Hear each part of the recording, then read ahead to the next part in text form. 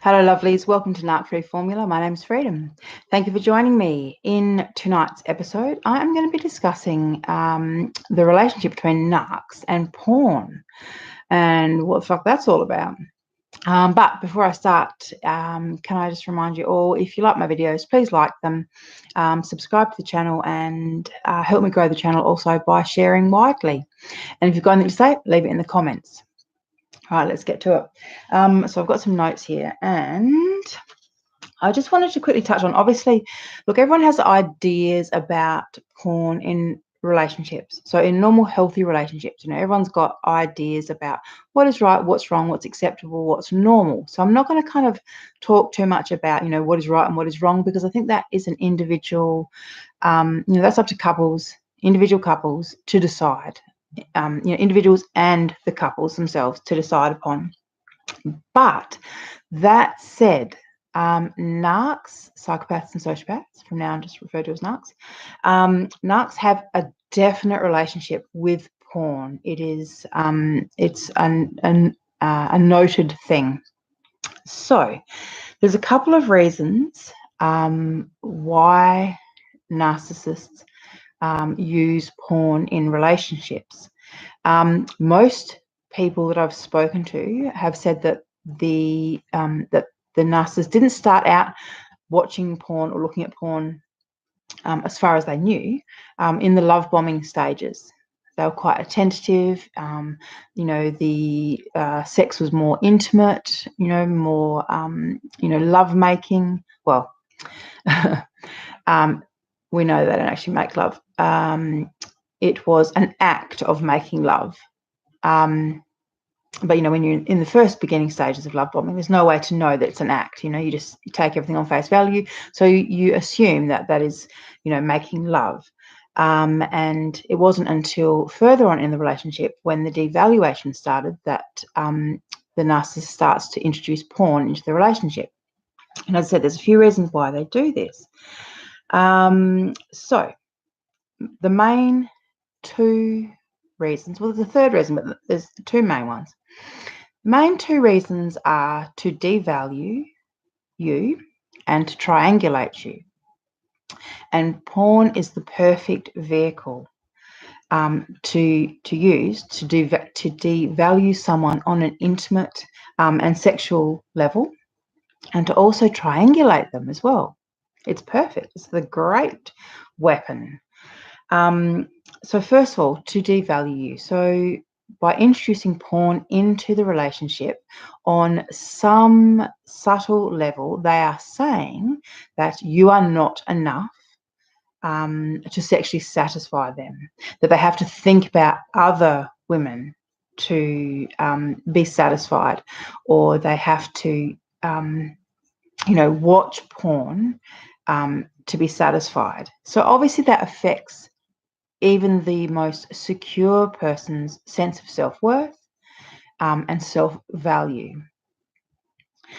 Also, on the same time, they also use porn as a way to introduce sexual practices and what they are into, which you may or may not be into. So certain sexual practices that you may or may not be into, they get to introduce it into the relationship in a way that makes it appear to be, a normal part of healthy adult sexuality. So whether or not it's actually normal and whether or not it's, healthy part of adult sexuality is another thing altogether, depending on the type of pornographic material. And, narcs can get into all kinds of really kind of extreme bondage and violence, bestiality, incest porn. They're quite varied in their pornographic tastes, I suppose, and has this kind of undertone of sexual violence, male dominance, and women as subservient sexual beings. So, and like I said, and kind of, bring it into the bedroom So watching porn in bed together, makes it a really normal part of your sexuality. So therefore, it seems that what is going on the screen should be normal and part of what's going on in the bedroom. And that's not necessarily healthy. Okay, so another way that they use it to triangulate you is, for example, I don't know, just say you're a tall redhead, and he always says to you that you're his type, and yet he's watching porn that has MILF brunettes or big busty blondes. And that's confusing to people because he's saying one thing, showing another. And narcissists are well aware of the confusion that it's causing. Because remember, anything that makes you anxious, anything that makes you stressed, anything that makes you confused, makes you doubt yourself, makes you work harder in the relationship is giving them fuel. So the more insecure you become and the harder you work to sexually satisfy him or to be his little sexual fantasy or whatever it is that he's, whatever game he's playing, the more you try and play the game with him, the more fuel you're giving him. So he's well aware of what he's doing. So another way that they'll use it to triangulate you, for example, is this. Just say, we all know they love to triangulate with everyone and anyone. So just say, there's some new woman who's come into your social scene. And once again, she's the total opposite of you, but, he's been triangulating her with you, saying things like, so-and-so flirts with me when you're not in the room, or she's been giving me the eye or whatever, whatever little fantasy they're playing in their own head. But they've been telling that to you. And so on one level, you're trying to trust in them and feel confident that, your relationship or your marriage is not under threat. And then they will turn around and you'll catch them watching porn. And the woman in the porn is, the same petite brunette that he just, who looks the same as the woman he's just talking about. The one that he said he didn't find attractive. And yet there he is wanking off to this porn with this petite brunette. So they've, like I said, they send mixed signals with sex. They use porn to create confusion. It's not a healthy relationship that they have with porn. And the other thing is that they also use it because it's easier for them to kind of indulge in this fantasy world than to have real life sex with a real life woman. So, they use porn and sex as a weapon. And I've spoken to many women who talk about being rejected sexually by their husbands or partners, and then yet find him, masturbating later on in the evening or wake up in the middle of the night with him masturbating to porn. Once again, really confusing, conflicting. So 1 minute he's not horny, he's saying to you that he's not horny, but then he's actually horny because he's, wanking off to porn. Or this is all of part of the devaluation. This is done to damage you, and it does damage you. It damages us on a really intimate level, because our sexuality is so much a part of, who we are on the inside, who we are on our most intimate level. When you let someone in to that, or show that side of yourself to someone, for them to reject you and then, as I said, lie in bed next to you and wank off to porn, I mean, that is damaging. There's just no way around it. It's damaging for people.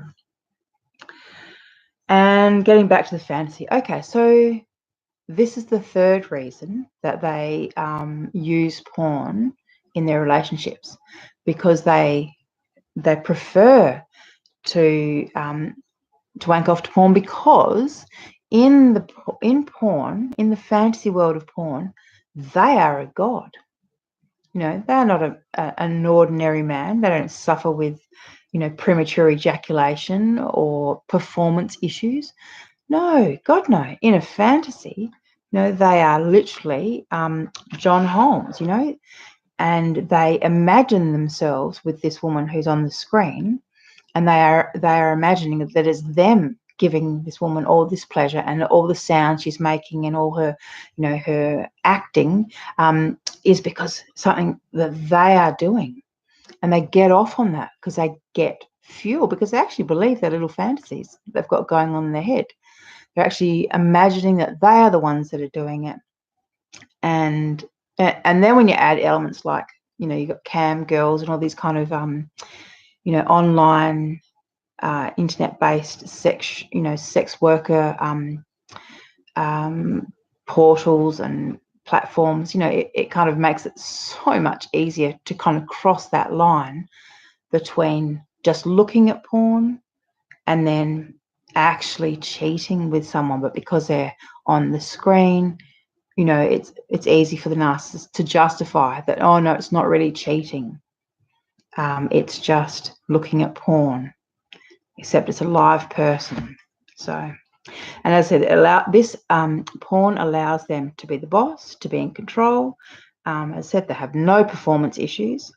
When it's all on your head, how are you going to prematurely ejaculate when it's all on your head? No one's ever left wanting more. No one ever complains about their performance. There's no kind of awkwardness. There's no, just normal things that we have with sex. Sex noises, sweat, just normal sexual contact. They like the cleanliness of porn. And it also gives them a chance to indulge their gay fantasies as well, because as we know, a lot of the narcissists, well, the vast majority of them, no, all of them are asexual. They will take whatever sex they can get because it's all about fuel for them. At the end of the day, this is not about sex. It's all about fuel. And so if they can damage their partner, make their partner feel insecure, make their partner work really hard to satisfy them sexually, then that gives them heaps of fuel. So if they can withhold sex as well and have their partner crying while they wank off, while they fantasize about, being this sex god with this woman who's a porn star, that is also giving them so much fuel. So regardless of how they're using porn in the relationship, one thing you need to know is that none of this is about sex and none of it is about you. This is all about the narcissist and fuel. They use sex as a weapon. They don't have a healthy relationship with sex. And porn is just the perfect kind of tool for a tool to use. So, and I know this stuff really does damage us because I hear, what people are saying. I read the questions. I hear what people are saying. I pay attention to the comments, and I know that having your partner watch porn behind your back is confusing. Doing it, in the bedroom is even more confusing. Women often just go along with it because they just accept. They think that it's normal because he's acting like it's normal, but it's not. It's not normal. That's usually something that people will discuss before they will just start doing. It's not something that's usually just introduced the way a narcissist does, i.e., I want to do it, so I'm going to do it. You can join me or you can leave. I mean, that's really kind of their attitude towards sex. But heaven help you if you try and leave. That's the joke. They tell you can leave, but you can't really. All right, darlings. Listen, as I've said before, it's really the best thing any of us can do is just get narc free and stay narc free, because these blokes are toxic. They really, really are. They just damage us on so many different levels. And you can try and be the perfect supply. You can literally, try and fulfill every fantasy they have. You can, perfect the art of the blowjob. You can, give it to them every single night the way they like it. It's never going to be enough. It's just never going to be enough, because it's not what it's about. Even if you did all of those things, even if you consider yourself the perfect supply, you will still find that they will devalue, replace, and discard you. It's just in their nature to do so. So spare yourself all the heartache, lovelies. All right, darlings, thank you for watching, and I will see you tomorrow. Bye.